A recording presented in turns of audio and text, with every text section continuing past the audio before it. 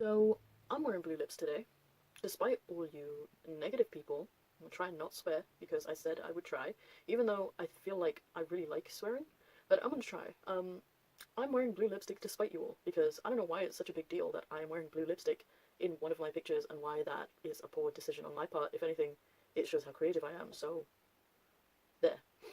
I'm gonna try and not be bitter in this video because honestly, I started making videos so I'd be less bitter. Um, for those of you who don't know, I have a very weird relationship with my anger. Anger is like one of my strongest emotions. And although I kind of play the bigger person, I really don't believe in being a bigger person sometimes. And that's just me. I mean, everyone else might disagree, but I sometimes in my head it's like, why should I bother being a bigger person? Why should I hold all this criticism onto myself and not respond to it? And everybody's saying how, oh, don't let the criticism get to you, it's normal. I'm not letting it get to me. This is literally my British side really taking the garbage out. Like, if anyone gives me an excuse to be insanely sarcastic and mean, I will take it. And I attempt not to online anytime I write something that could be considered mean, not necessarily in like a race, religion, or ethnicity kind of way, just like mean for mean's sake. I always wipe it out before I post that. I very rarely said something mean to someone's face, and I would like to keep it that way because I don't want to be seen as a mean person, because I don't think I am. I think I anger very easily and I retort very quickly, sometimes too quickly, and I don't want my message to suffer because I'm a hothead. I never used to be, but I am now. My emotions are like all up here. They used to be in my feet, but now they're all up here. So what is today's video about? Today's video is about my hijab journey from being in hijab, choosing to continue to be in hijab, and then leaving. And I tried to find some pictures. Like, I'm a very sentimental person, so I have like a lot of scrapbooks. These are just two of them. This one is huge. This one was just from 2017. I have one from 2018, but that one has no pictures in it. And it's filled with like memorabilia and all the different things I did in those years. This one was mainly through like my final years of school and sixth form or high school for you Americans.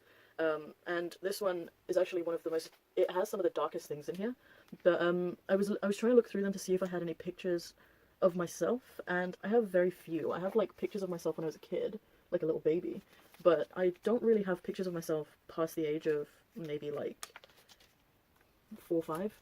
Um, and there's good reason for that. In my family, we didn't really take pictures.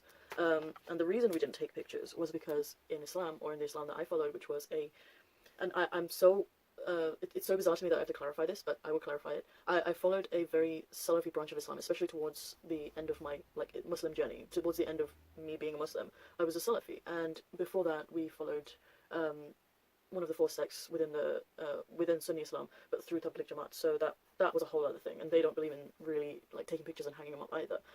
In Islam, it's in Sunni Islam. Sorry for you Quranists out there. In Sunni Islam, it's understood that you don't put pictures up in the house because angels don't enter your house if you have pictures hanging on the walls or if you have dogs in the house.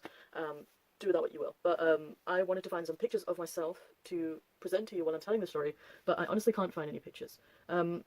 I have some pictures that I could probably use as an example that are not of me, are of my siblings or people that I knew. I have a few of my mum, for example, and I have a few of my sister that I can probably use by way of an example. But besides that, I don't really have those. When I left my house, I had, like, these pictures that are in here, I literally stuck them in there because I knew years ago, years before I left my house, that I had, like, this weird feeling that I would end up leaving. And I didn't want to leave without these pictures. And these pictures were, for lack of a better term, from the time where we were in jahiliyyah, or ignorance, when we didn't really know or understand our religion. Some of them are like school pictures that I just cut out and kept because we didn't order like normal full-size school pictures for my siblings. And some of those pictures I took and I kept for myself. But as a helpful backup, I did end up drawing some very detailed diagrams of different types of hijab, and I have a few of those so that you can understand the extent to which was covered. I know they are terrible drawings. I literally whipped them up in like a couple of minutes. Judge me. So to preface this, when I was a young kid, like when I was maybe like from about the ages of, from when I was born to about 10 years old, we were not practicing Muslims. Me and my family, we were not practicing Muslims. If anything, my mum was fairly practicing because her mother, or my grandmother, was the daughter of an alim, or a kind of sheikh, or mullah, or whatever you want to call him, like a religious teacher. And she was quite practicing. She used to cover her head and everything. But members of my family, when I was a kid, until I was about 12, they didn't really cover their hair or their bodies in the way that they do now. And I don't know how many of them are going to react to me saying that, because in Bengali families, you keep everything under the rug. We don't talk about things ever.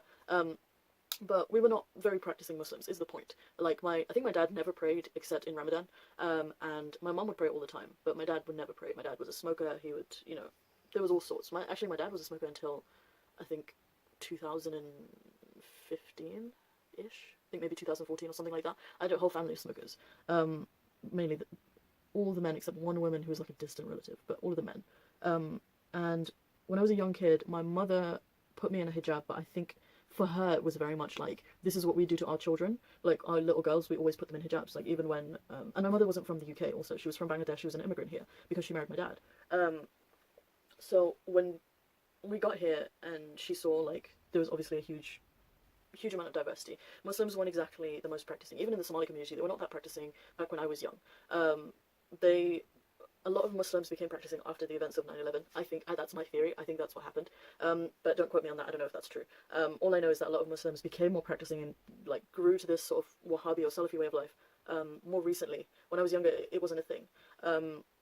But when I was like 4 or 5, I had like this little get up. So it was like a little elastic hijab. It was very, you just needed to put your head through it. Like, you didn't need to wrap it. There were no pins, nothing. So I would wear that to school.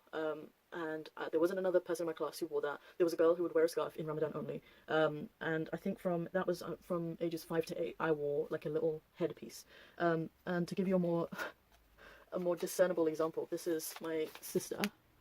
And that's what it would look like. So that's what I would wear up until the age of 8. And the reason I wore it was because even in the heat, even in the winter, like all the time, I wore it all the time when I was outside. And the reason my mother gave me for wearing it is that you have to copy me. I'm your mum, you have to look like me. So to look like me, this is what I wear all the time when I go out. So you should wear it too. It wasn't necessarily like the idea of putting it on to cover your beauty wasn't a thing back then. Like, that came in later. That came in much, much later. But the whole reason, the way she explained it to me was that this is what I wear, and I want you to be like me, so you should wear this too. And your grandmother wears it, and whatever. So that's what I wore. It was just a little baby hijab, or headscarf really. It's not a hijab, as you would know if you watched my previous video. It's just a little baby headscarf with like my school jumper and trousers. And up until, okay, let me go into the next bit before I divulge. And then in my last few years of primary school or elementary, I wore that same little baby hijab or headscarf with a skirt instead of trousers, because my mom didn't want me wearing trousers. She thought it was like a very boyish thing. And again, it wasn't like a oh, you shouldn't be displaying your beauty kind of thing. It was more a cultural thing for her. I'm not saying that's the case for all Muslims, or how all Muslims interpret the hijab when their little baby daughters are in there, but for her it was very much like trousers are for boys, skirts are for girls, because she came from Bangladesh. And she, even when, for example, I would go out and I wasn't in school uniform, I wouldn't wear like a top and jeans. She hated jeans. To the day she died, she hated jeans. And I would like wear them in the house sometimes, and she would absolutely be like, throw that out, I hate it. But she hated jeans because she thought trousers were like a very masculine garment. So even when I went out and I wasn't in school uniform, I would wear like a shalwar kameez, which was like a two-piece, like a dress and some trousers, like loose trousers that they wear in India.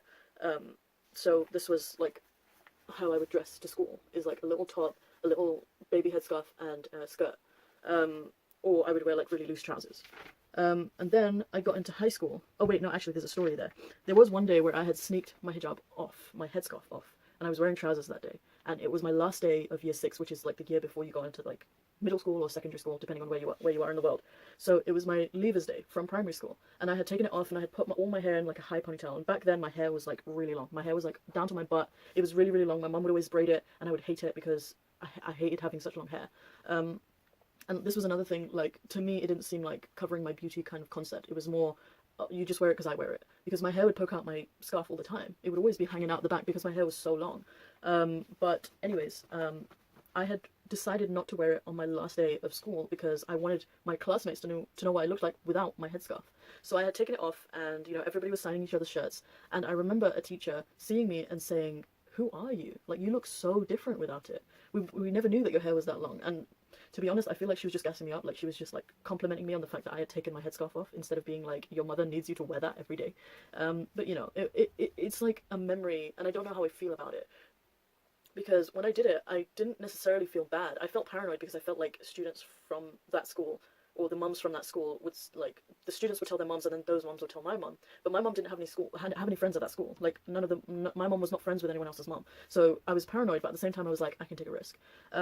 So I took it off and I didn't feel good because I thought my teacher was going to say, your mom always wants you to wear that, why did you take it off? But instead she said, you look so different and, you know, you look gorgeous, you look beautiful. We're so happy that you did that. And that made me feel really bad because when you grow up in a family that is very sort of authoritarian and you don't really get to be independent in any sense, it feels wrong when somebody compliments you for doing something that you consider wrong.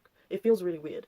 But that's something that I remember. And soon after that, I, you know, I moved into secondary school, and my secondary school experience was completely different. I had no chance of not wearing a hijab to secondary school, and the reason for that is that I went to a Muslim secondary school. I actually have the logo for my school somewhere here. Apparently, it doesn't exist anymore, which isn't a surprise because it was a terrible school.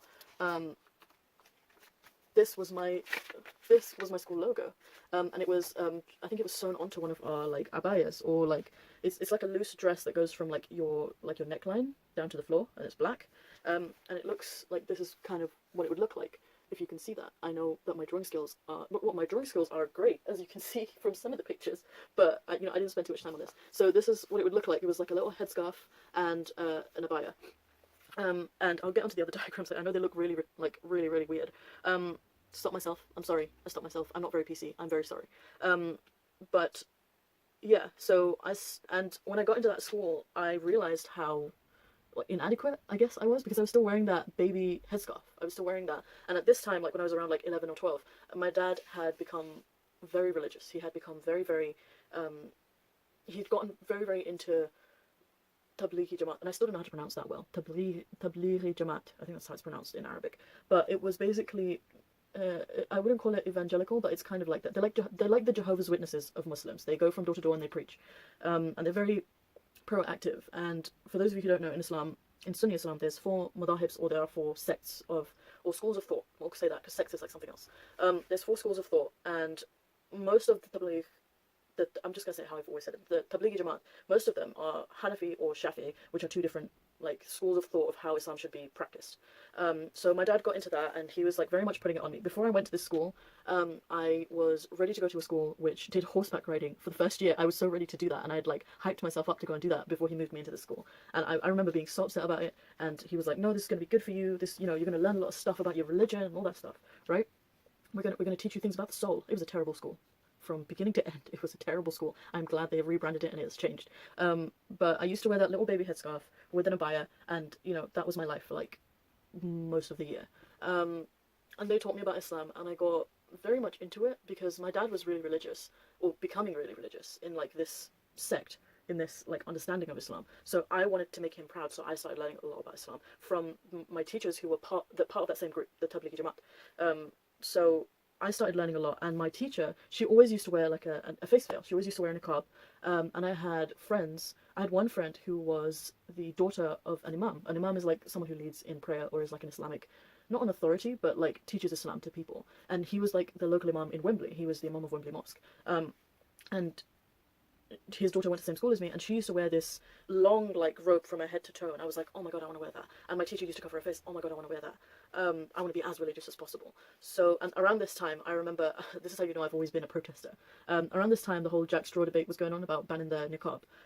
So I was like, to protest it, I'm going to start wearing a niqab. So from 12 to 13, I started wearing it. No one in my family wore it. I was the first one to wear it, and probably the first one to take everything off.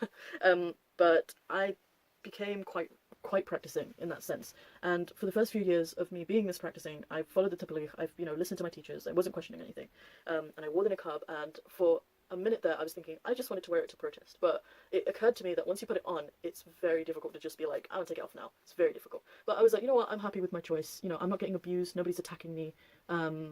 I can't remember anyone that was really concerned. My mum was a little bit like, are you sure? But she let me go with it because she thought it was religious and it was like a good thing for me. My dad had no concern. He's the least empathetic person on the planet. He had no concerns.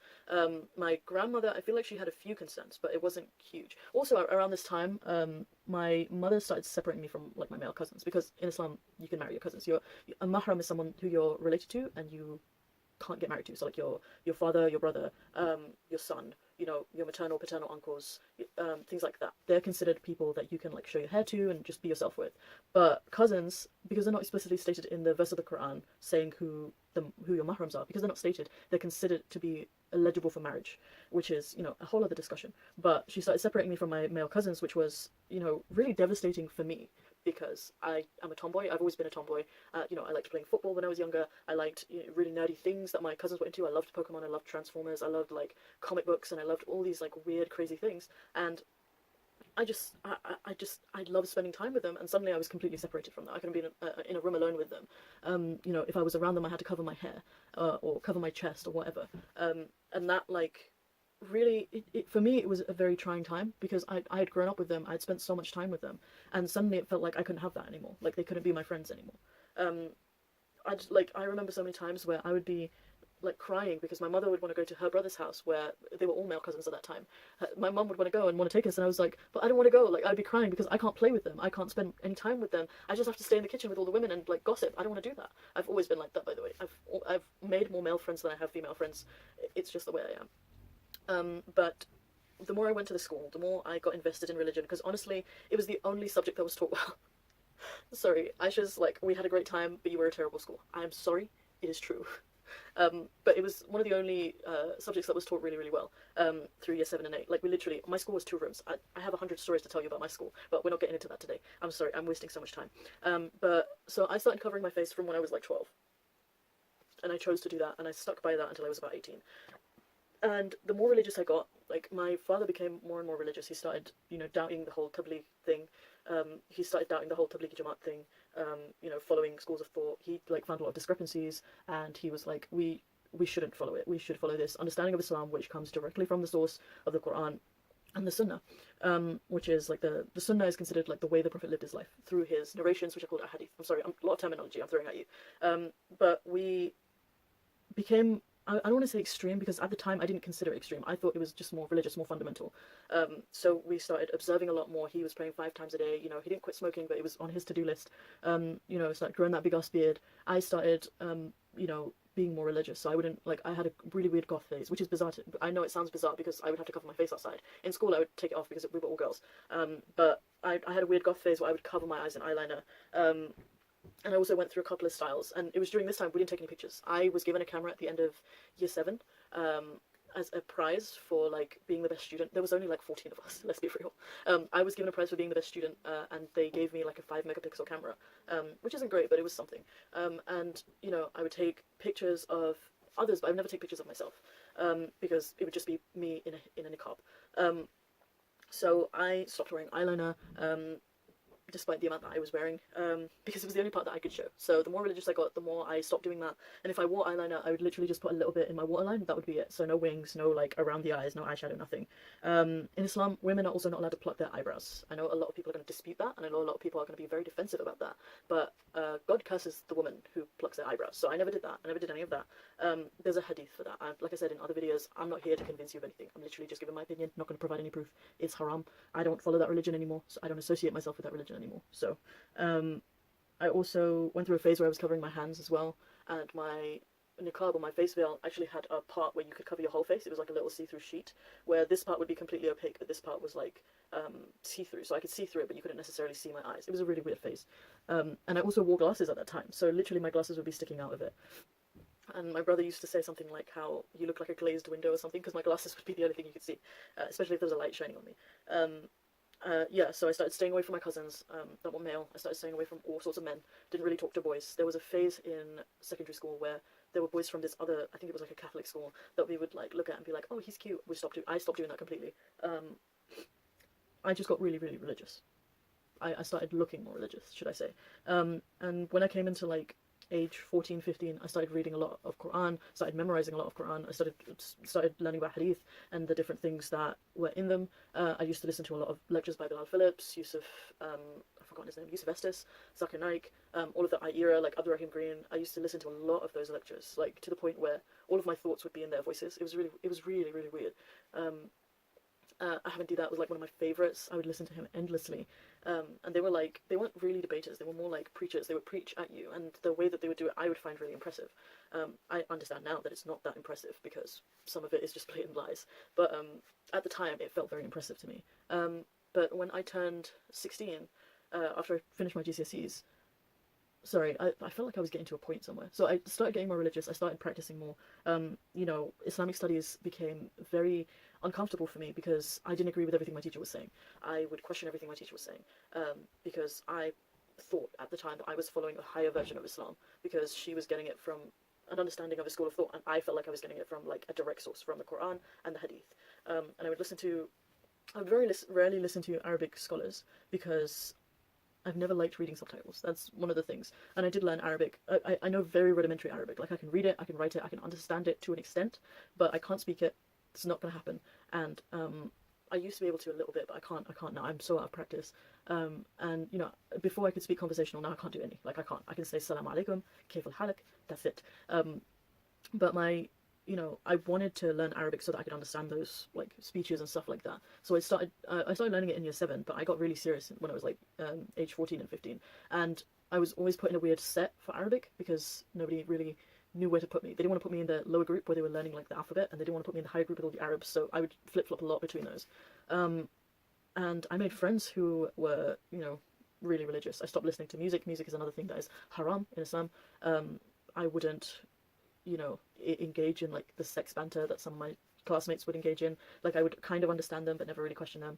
Some of my classmates would talk about masturbation, some of my classmates would talk about different boys that they've, you know, seen and want to have sex with or have had sex with, and I would just be sitting there like, not for me. I would never really, I don't remember a time where I would preach at someone, but it sometimes felt like people thought I was like that, because it limited my friendships. I had a few friends who were quite practicing. A few, 2 or 3 were Somali. One was Bengali, and she was the daughter of the Imam that I was talking about. And another friend of mine was half Egyptian and half Bengali, and she was quite practicing as well, because her dad was quite practicing. And, you know, I just got really, really religious. That was it, and my hijab evolved in that way. The more religious I got, the more I covered, and for me it wasn't, I have to hide my beauty from all the men. For me it was like, well, God told me that I should do this, I'm going to do it as much as I can. So God told me to cover my body, I'm not just going to cover my body, I'm going to cover everything. I'm going to cover my face, going to shield my eyes, going to wear gloves, everything. So that's how I got, and this is where I got to this. The next stage of it was a very trying time in my life, and for those of you who want me to tell you my leaving Islam story, it's a very long story. All of this is me through Islam. My video is getting too long. But I started questioning things because I started researching other religions. So I started questioning concepts in Islam that I didn't really get. I didn't really get concepts of qadr and sending people to hell when they were destined for it. And also, the year that I left school, the year that I left sixth form or high school, is the year that my mother passed away. And I had a lot of questions about that, and for most of the time it's life's a test. You know, that was a satisfying answer to me, but the answer that I couldn't consolidate was that what if my, okay, I'm not even going to get into it. I'm going to get way too emotional to do that. That is a video for a different time. But I started having doubts. It was a period of doubts for me after my mother passed away, and after that I took off the niqab. I couldn't breathe in it, and it didn't really matter anyway, because I was restricted to my house for most of my time. I was looking after my siblings. I looked after my siblings for nearly 2.5 years, and the only time I would go outside is when I was taking them to school and bringing them back from school. I hardly ever brought them back from school. We had neighbours who would bring them back sometimes, most of the time actually. So I kept wearing my long jilbab from head to toe, but I took off my niqab because I literally couldn't breathe outside with it on. I suffered a lot of depression, anxiety. It was a really, really difficult time for me, and you know, a lot of things went wrong after my mother died. I could tell you 100 stories, 100 things that went wrong after my mother passed away, in terms of my family, in terms of my dad, in terms of my siblings, you know, in terms of myself, the way that what I had turned into. And I, you know, continued to question. I continued to watch lectures, but I wasn't only watching lectures from Muslims anymore. I was watching lectures from all sides of the spectrum. I was watching things about Christianity, I was watching things about atheism, I was watching things about all kinds of things, and I had severe doubts in Islam, and it was like my agnostic phase where I would sometimes go into my garden and just let my hair breathe, and really feel, you know, try to find what made me happy. I eventually left my home in 2015 because my father was abusive, and I had to leave that situation. He had been abusive for many, many years, but I had mustered up the courage to report him and then leave, and after I left, my hijab sort of turned back into this. Or it was just like a little headscarf and wearing whatever. Usually it would be like a long top or like a little dress, I guess. You don't really wear trousers with dresses, but I would. And I stayed with family, and around them I would wear hijab, but for the first year I think I wore hijab everywhere. I think I wore hijab normally, outside, inside, whatever. But after a year or so, I had completely lost my faith. I had more or less made an agreement with myself that, you know, even if Islam was the truth and I was judged on the day of judgment and I was going to be sentenced to hell, I would have a lot of questions for God. and you find that arrogant if you want, but I have a lot of questions.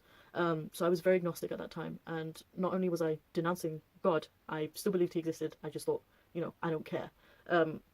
So I would take off my hijab when I went to see friends, when I went to work, especially in 2017 and 18. I would wear the hijab on and off. And I renounced it completely in 2018 towards the end, where I had just been like, I'm tired, I moved into my own home, and I took it all off. And I have never felt more free in my life, to make my own decisions and sort of live by what I want to live by, to do whatever I want. And that is not necessarily down to taking off my hijab. I do think that it's wrong to force people into hijab. While I was not forced, I was definitely conditioned into it, and should I have been in my family and chosen not to wear it, it wouldn't have been a thing. I would have been shamed, and I would have been forced to put it back on. And even I have cousins who don't wear hijab and have to wear them in front of certain family members because they are scared of being shamed, and scared of being lectured. Scared of being lectured. I remember the first time I took off my hijab in public, and this was when in my on and off phase. I remember feeling so free. I remember feeling the wind in my hair for the first time, and everyone seeing it, and feeling that paranoia of what if somebody sees, what if somebody finds out. But I didn't care. And on the same day, I actually got approached by a very aggressive Somali man who tried to stick his tongue down my throat, and I had very mixed emotions. I was thinking, is God playing a game with me? Is he trying to tell me something? Like, am I doing the wrong thing? I had a lot of questions. But at the end of the day, I decided, like, after a lot of crying and a lot of, like, fuck you God kind of mentality, I decided it is not my responsibility to control what a man does. That, everything he does should be put on him. Him wanting to shove his tongue down my throat is not my fault. It's not my fault for not covering appropriately. It is his fault for being that way.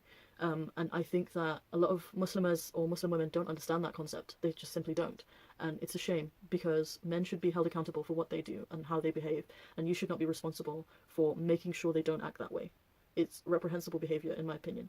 But that is my hijab story, and for those of you who think I'm trying to hate on you, I'm not. I'm just saying that women should have a choice. Women should be able to choose whether or not they want to wear hijab, especially in countries where it's enforced, like they have to wear it everywhere. And it's not fair.